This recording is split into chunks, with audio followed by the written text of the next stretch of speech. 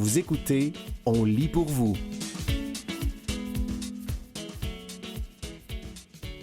Il y a 90 ans, Maurice Duplessis devenait le chef. Un texte de Félix Ouellette paru le 16 août 2026 dans Radio-Canada. En octobre, la première ministre Christine Fréchette tentera d'être reconduite dans ses fonctions en tant que députée de Trois-Rivières. Il y a 90 ans, le 17 août 1936, c'est un député de Trois-Rivières qui devenait premier ministre. Point tournant de la politique provinciale, Maurice Duplessis, chef de l'Union nationale, met alors fin à 39 ans de pouvoir ininterrompu des libéraux. Le 18 août 1936, la une du Nouvelliste ne laisse place à aucune nuance. L'Union nationale aux portes du pouvoir. Quelques pages plus loin, un journaliste rapporte un souffle de délire. Jamais Trois-Rivières ne fut témoin d'une démonstration aussi vibrante et aussi exaltée. La veille, le 17 août, les troupes de l'Union nationale ont réalisé un tour de force en remportant 5 fois plus de sièges que le Parti libéral. Maurice Duplessis met la main sur 76 sièges à l'Assemblée législative, aujourd'hui l'Assemblée nationale, contre 14 pour Adélard Godbout. Aucun chef politique n'avait jamais remporté une victoire aussi décisive au Québec. Le nouveau premier ministre de la province est acclamé par une foule de plus de 30 000 personnes qui envahit le terrain du séminaire pour entendre M. Duplessis que la ville des Trois-Rivières venait d'élire par la plus forte majorité jamais donnée à un député provincial depuis la Confédération, relate le Nouvelliste. Maurice Duplessis a remporté la mise en faisant le parti d'un parti neuf. Fin stratège, il s'est allié à des libéraux mécontents de l'Action libérale nationale pour transformer son parti conservateur en une nouvelle formation politique, l'Union nationale. Une fois au pouvoir, l'autoritarisme de Duplessis allait lui valoir un surnom, le chef, tout simplement. Changement de garde. Un an plus tôt, en 1935, Maurice Duplessis avait frôlé la victoire contre Louis-Alexandre Taschereau. Celui-ci était au pouvoir depuis tout près de 16 ans. Ce sera finalement le Comité des comptes publics qui plantera le dernier clou dans le cercueil électoral des libéraux. Maurice Duplessis fait une sorte de véritable procès à l'administration Taschereau. C'est l'équivalent de la commission Charbonneau. Il déniche toutes sortes de malversations. À travers ça, il devient une sorte d'entertainer assez formidable, explique le journaliste et historien Jean-François Nadeau. En juin 1936, la pression devient forte au point où Taschereau est forcé de démissionner de son poste et de céder la place à Adélard Godbout, qui n'aura que quelques mois pour faire oublier le bilan de son parti. En 1936, Duplessis va vouloir garder le nom Union nationale parce que sa marque de savon, le Parti conservateur, ne passe plus, explique le professeur d'histoire Jonathan Livernois, auteur du livre « La Révolution dans l'ordre, une histoire intellectuelle du duplessisme ». La population était prête pour un changement de régime au Parlement. La crise des années 1930 frappait durement les classes populaires. L'électorat jugeait que la réponse du gouvernement manquait de fermeté, alors que les conditions de vie des gens continuaient de se dégrader. Dans certains quartiers populaires de Montréal, on arrache les moulures des portes parce qu'on n'a plus de quoi se chauffer. Il y a un vélodrome à ce moment-là au Parc Jarry à Montréal et on en vole le bois pendant l'hiver. Il n'y a aucun mécanisme public pour se défendre contre les misères sociales d'un coût de chômage excessif, ajoute Jean-François Nadeau, qui animera Duplessis Maître chez lui, un balado disponible sur Audio en septembre. Mais les promesses réformatrices du mandat 1936-1939 de Duplessis seront loin d'être tenues. Une révolution dans l'ordre. Si Maurice Duplessis a réussi à incarner le changement le temps des élections, une fois élu, il prend un virage conservateur. Pendant la campagne, l'Union nationale avait promis de grandes réformes pour plaire à une partie de l'électorat. Elles seront rapidement écartées une fois Duplessis au pouvoir. Une de ses grandes promesses était la création d'une société d'État qui nationaliserait les compagnies d'hydroélectricité, alors détenues par des capitaux anglo-canadiens et américains. Il avait même recruté le docteur Philippe Hamel, grand propagandiste de l'idée, qui avait accepté d'être son candidat vedette. Une fois au pouvoir, il lui offre le poste de président de la Chambre pour l'écarter des communes. Duplessis s'est servi de l'Action libérale nationale. Il a roulé les principales figures du parti dans la farine. Il s'est servi de leur programme, mais une fois au pouvoir, il va les décevoir à plusieurs égards, relate Jonathan Livernois. En 1952, le ministre unioniste qui deviendra un jour premier ministre à son tour, Daniel Johnson, attribuait à Maurice Duplessis le mérite d'avoir fait une révolution dans l'ordre. Une formule qui décrit l'approche de son conservatisme. Le conservatisme de Duplessis est vraiment traditionnel. Ce n'est pas un réactionnaire ou quelqu'un qui souhaite revenir en arrière. C'est quelqu'un qui croit que le changement doit se faire progressivement et en respectant les traditions. Par exemple, il s'oppose au droit de vote pour les femmes, mais, une fois qu'il est adopté, il le conserve, explique l'historien et chargé de cours à l'UQTR, Alexandre Dumas. Une formule qui fonctionne bien chez de nombreux électeurs, d'autant plus que Maurice Duplessis n'est pas opposé au progrès technique. Il va effectuer un grand rattrapage en électrifiant les régions rurales, par exemple. Il a cette capacité d'allier un passé très réconfortant et la modernité. On le voit notamment à Québec et à Montréal où il va faire construire 2 stades de baseball hyper modernes pour l'époque. Ce n'est pas juste le passé pour le passé, mais il fait tout ça avec les réflexes politiques d'un homme d'une autre époque, estime Jonathan Livernois. Un des pans devenus représentatifs du conservatisme de Duplessis est le rapport que le chef entretient avec l'Église. Il aurait lui-même dit que les évêques mangeaient dans sa main. Chez Duplessis, tout revenait à la politique, comme l'explique Alexandre Dumas. C'est quelqu'un qui avait une foi sincère, il n'y a pas de doute. Par contre, on a beaucoup exagéré son rapport à la religion. Il était pieux, mais il choisissait les commandements auxquels il souhaitait obéir. Il aimait se faire voir en compagnie des évêques, faire bénir ses constructions et donner l'impression que ses lois étaient inspirées par l'Église, mais, au final, il reste quand même un politicien avant tout. Citoyen des Trois-Rivières, chef de sa province. Trois-Rivières et Maurice Duplessis étaient indissociables. Son père, Néré Le Noblet Duplessis, avait été maire de Trois-Rivières, juge et député conservateur de la circonscription voisine Saint-Maurice. En 1936, l'élection d'un premier ministre originaire des Trois-Rivières, comme on le disait à l'époque, enorgueillit les Trifluviens. Duplessis devient l'incarnation de la région. On sentait parfois un complexe d'infériorité de Trois-Rivières devant Montréal, la grande ville anglophone, et Québec, souvent jugé snob. C'est une élection qui symbolise un peu la revanche des régions. On a donné un prestige particulier à Trois-Rivières grâce à Duplessis. Évidemment, les gens l'ont apprécié, explique Jonathan Livernois.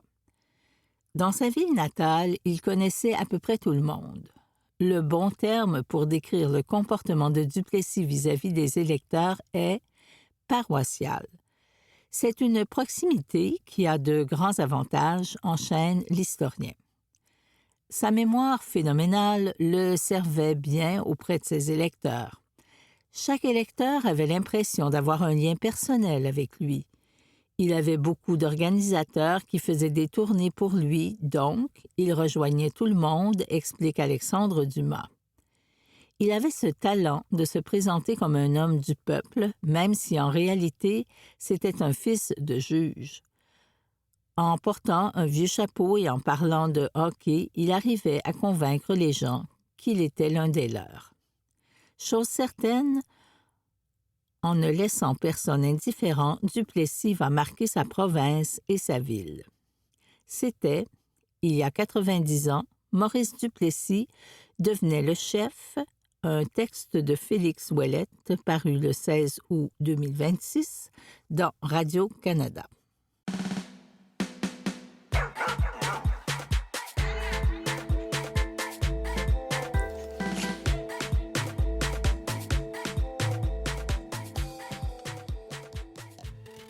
L'intelligence artificielle encourage la paresse. À nous de résister.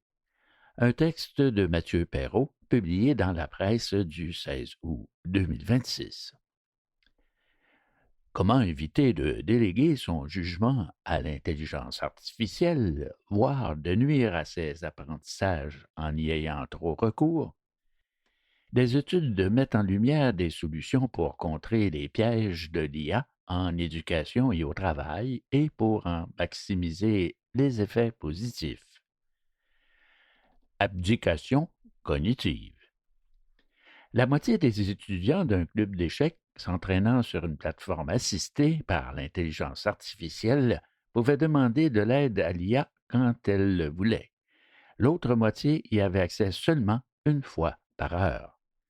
Cette expérience de Stéphanos Poulidis, ingénieur informatique de l'Institut européen d'administration des affaires en France, a montré l'un des grands dangers de l'intelligence artificielle.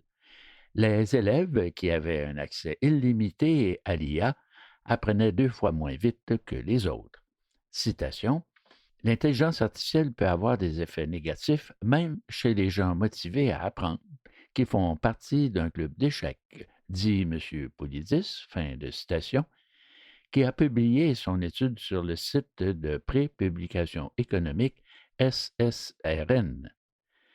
Une autre étude, menée par des neuroscientifiques de l'Université de Pennsylvanie, a donné un nom à ce risque: l'abdication cognitive. Citation: les étudiants qui utilisent le plus l'intelligence artificielle ont de bonnes réponses et de mauvaises quand l'IA se trompe, dit Stephen Shaw, l'un des co-auteurs de cette étude, aussi publiée sur SSRN. Ne jamais apprendre. Le risque est critique en médecine, selon une analyse de chercheurs d'écoles de médecine américaines, britanniques et de Singapour, publiée en mai dans Nature Medicine. Il y a peu d'études portant spécifiquement sur l'impact de l'IA sur les compétences des médecins. Citation: mais on a beaucoup de preuves de son impact dans d'autres domaines de l'éducation, explique Li Yunan des universités Duke et de Singapour en entrevue alors qu'il assistait à un congrès sur l'intelligence artificielle à Toronto. En médecine, l'IA pourrait générer une forme de désapprentissage, explique M. Nan, qui cite une étude polonaise publiée en 2025 dans le Lancet. Selon cette étude, les gastro-entérologues qui font des endoscopies assistées par l'IA font 6 % plus d'erreurs quand ils sont privés de l'IA. Citation: s'ils peuvent y avoir du désapprentissage en médecine, ça signifie qu'il peut aussi y avoir du non-apprentissage. En anglais, never skilling, souligne M. Nan. Pour conserver les aptitudes des médecins, cruciales pour la société, les écoles de médecine doivent encadrer l'utilisation de l'intelligence artificielle. Fin de citation. Forçage cognitif. Fort heureusement, il existe des pistes de solutions pour induire ce que les chercheurs appellent le forçage cognitif, entre guillemets, parenthèse, bref, se forcer les méninges, fin de parenthèse. À commencer par simplement limiter l'accès à l'intelligence artificielle. Ce que des chercheurs américains ont démontré en menant une expérience auprès d'étudiants en nutrition. Les étudiants apprenaient mieux lorsqu'ils n'avaient pas accès en tout temps à l'IA ou encore lorsqu'ils devaient patienter 2 minutes avant d'avoir les réponses de l'IA. Citation, ce simple délai permet à l'étudiant de réfléchir aux réponses possibles, explique la co-auteure Zana Bursinka, informaticienne du Massachusetts Institute of Technology. L'étude a été publiée en 2025 dans la revue de l'Association for Computing Machinery. Une autre solution, cette fois tirée d'une étude de l'économiste Alp Sungu. Alp, A-L-P, et Sungu, S-U-N-G-U, de l'Université de Pennsylvanie. Impliquer les professeurs. Devant un problème de mathématiques, les participants apprenaient mieux lorsque l'intelligence artificielle répondait d'abord avec des suggestions conçues par un professeur au lieu de donner directement la réponse. Inégalité entre étudiants. Selon certains experts, l'intelligence artificielle pourrait accroître les inégalités scolaires. Les élèves de classes sociales favorisées pourraient être davantage portés à utiliser ces stratégies visant à favoriser les apprentissages, selon Stéphanos Poulidis. Citation, les étudiants défavorisés ont en moyenne moins de motivation à apprendre à l'école, souvent pour des raisons familiales, dit M. Poulidis. Et les étudiants moins motivés à apprendre sont plus susceptibles d'utiliser l'IA d'une manière moins optimale pour l'apprentissage. Fin de citation. Par contre, certains étudiants défavorisés, particulièrement motivés, pourraient tirer énormément profit de l'intelligence artificielle, selon Mark Stevers, de l'Université de Californie à Irvine.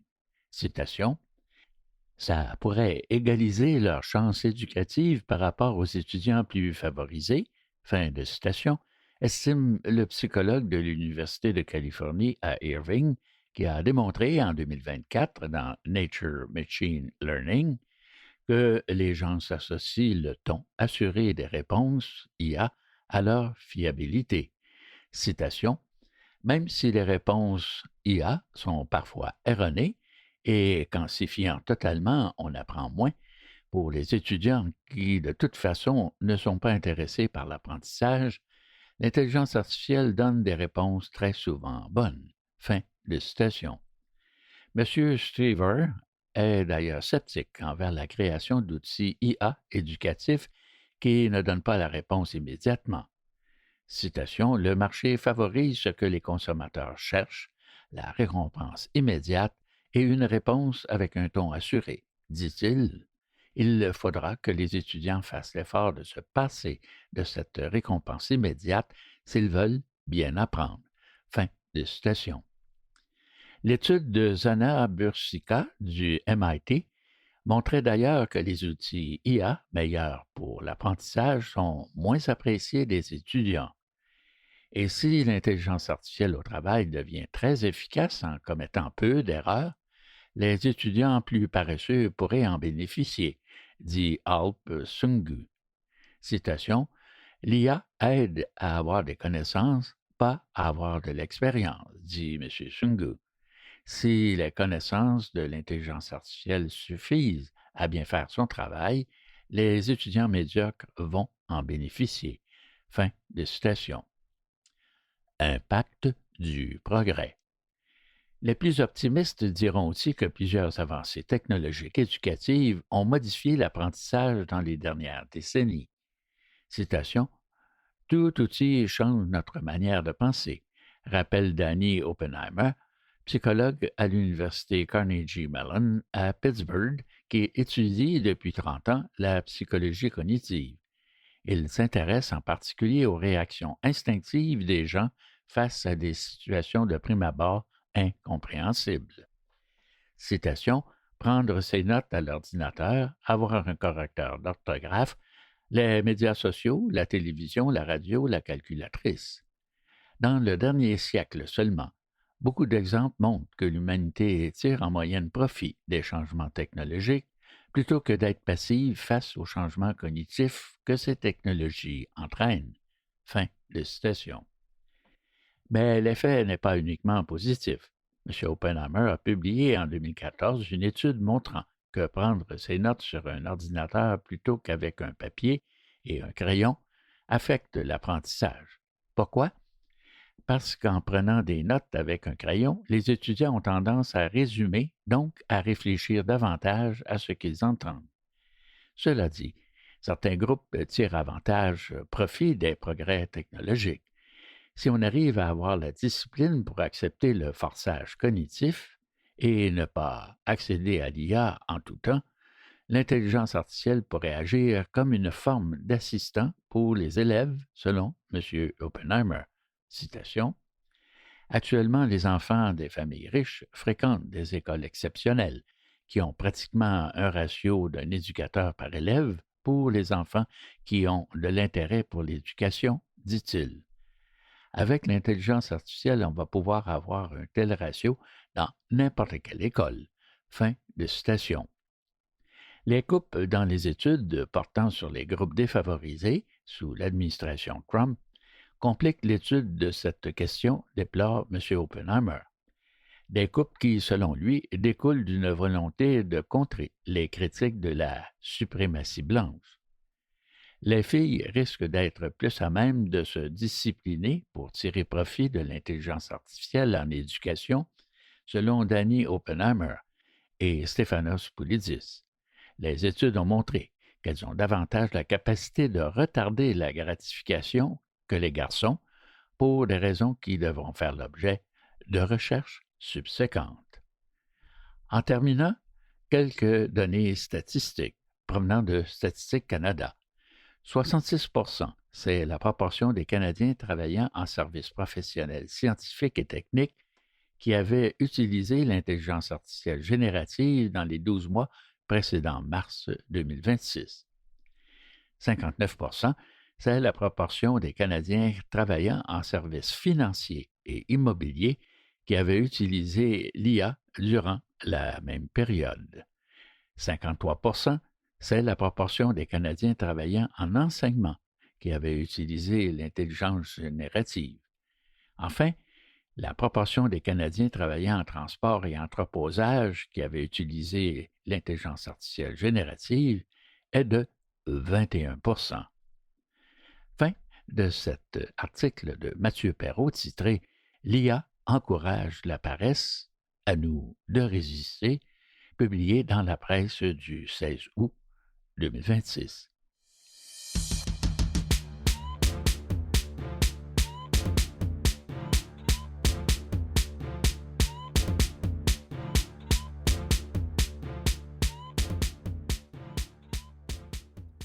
Le milieu communautaire aux prises avec une crise aux multiples visages.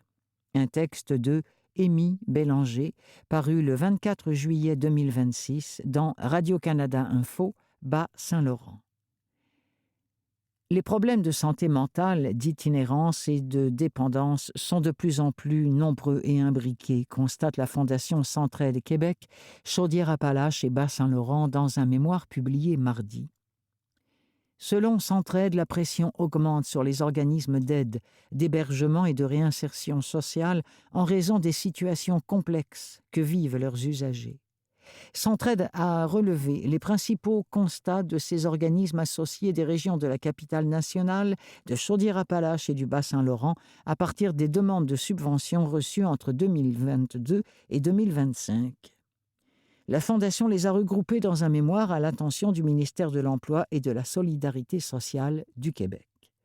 Ce qui ressort du mémoire se résume en un mot, polycrise.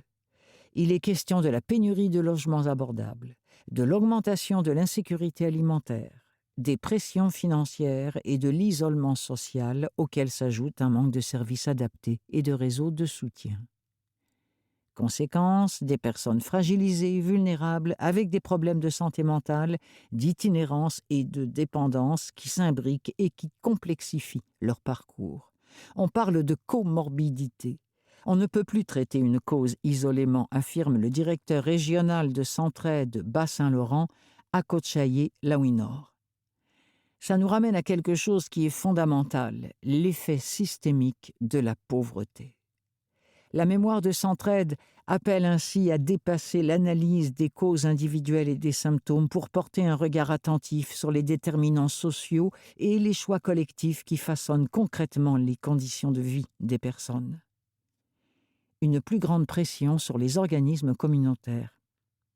Sur le terrain, l'interconnexion entre les problèmes d'itinérance, de détresse psychologique et de consommation complique le travail des personnes intervenantes, selon Centraide. Exemple de constat d'organisme du Bas-Saint-Laurent, organisme aux 3 mâts, Rimouski. État de situation sur le terrain, 758 accompagnements individualisés avec des personnes ayant une dépendance ont été réalisés en 2023-2024, comparativement à 578 l'année d'avant, une augmentation de 31%. Organisme La Bouffée d'air du KRTB, Rivière-du-Loup. État de la situation sur le terrain, les séjours en hébergement sont plus longs en raison de la complexité des situations de certains usagers. 30% des demandes reçues proviennent de personnes faisant face à des enjeux combinés de santé mentale et d'itinérance. Organisme La Maison de l'Espoir, Montjoly. État de situation sur le terrain, augmentation du nombre de refus pour le service d'hébergement, car de nombreuses personnes présentent des enjeux de consommation. Plusieurs présentent aussi des problèmes de santé mentale non pris en charge. Ces observations ont été transmises par le Mémoire au gouvernement du Québec pour l'aider dans l'élaboration de son prochain plan de lutte contre la pauvreté. Centraide y propose quelques recommandations, parmi lesquelles la mise en place d'une forme de gouvernance intégrée. C'est de ne plus travailler chacun isolément, explique M. Lawin-Orr. Pas forcément avoir une table de concertation parce qu'il y en a plein, mais créer un réseau qui permet d'assurer une certaine cohérence dans les différentes actions qu'on met en place, complète-t-il. La Fondation demande également au gouvernement d'augmenter le soutien à la mission des organismes, l'une des demandes phares de la mobilisation du mouvement Le Communautaire à Bout au printemps dernier. Une autre recommandation aussi, c'est de reconnaître l'expertise du terrain des organismes communautaires, poursuit M. Lawin-Orr. Il plaide pour que les acteurs du communautaire soient autour de la table en amont des réflexions sur les plans d'action de lutte contre la pauvreté du gouvernement. C'était Le milieu communautaire aux prises avec une crise aux multiples visages, un texte de Émilie Bélanger, paru le 24 juillet 2026 dans Radio-Canada Info, Bas-Saint-Laurent.